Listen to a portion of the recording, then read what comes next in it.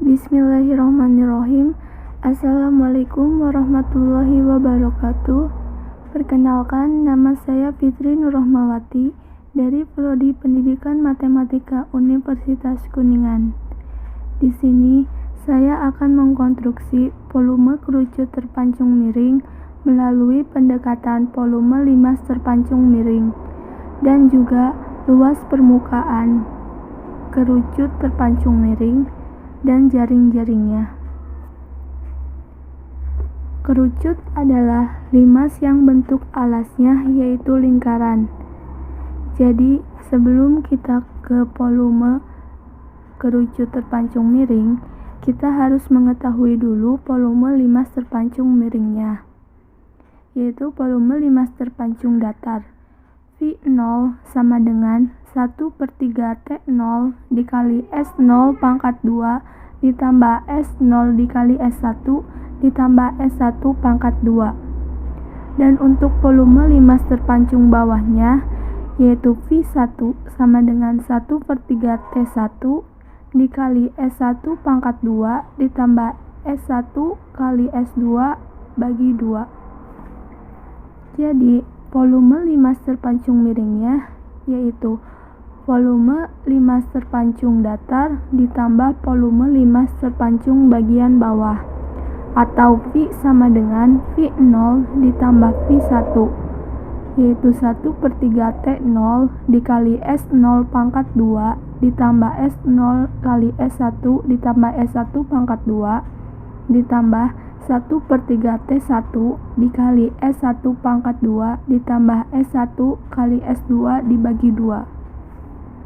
Selanjutnya, untuk mengetahui volume kerucut terpancung miring, kita harus mengetahui jika limas yang sebelumnya alasnya berbentuk persegi, maka luas alasnya yaitu S pangkat 2. Maka untuk kerucut yang bentuk alasnya lingkaran, maka luas alasnya itu VR kuadrat.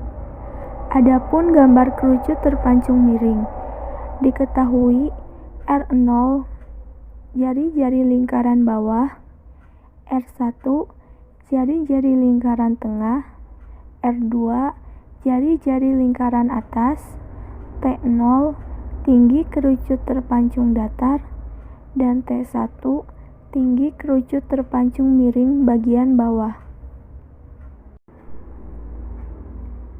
Volume kerucut terpancung. Volume kerucut terpancung datar. Untuk volume limas terpancung datarnya yaitu V sama dengan 1/3 T dikali S0 pangkat 2 ditambah S0 kali S1 ditambah S1 pangkat 2. Maka untuk volume kerucut terpancung datarnya kita substitusikan menjadi V0 sama dengan 1/3 T0 dikali VR0 pangkat 2 ditambah R0 dikali R1 ditambah VR1 pangkat 2. V0 sama dengan V/3 T0 dikali R0 pangkat 2 ditambah R0 dikali R1 ditambah R1 kuadrat. Untuk volume kerucut terpancung bawahnya, volume limas terpancung bawahnya itu V sama dengan 1/3 T dikali 1 S1 pangkat 2 ditambah S1 dikali S2 dibagi 2. Maka untuk volume kerucut terpancung bawahnya kita substitusi menjadi V1 sama dengan 1/3 T1 dikali VR1 kuadrat ditambah VR1 kali R2 dibagi 2. V1 sama dengan V/3 T1 dikali R1 kuadrat ditambah R1 dikali R2 dibagi 2.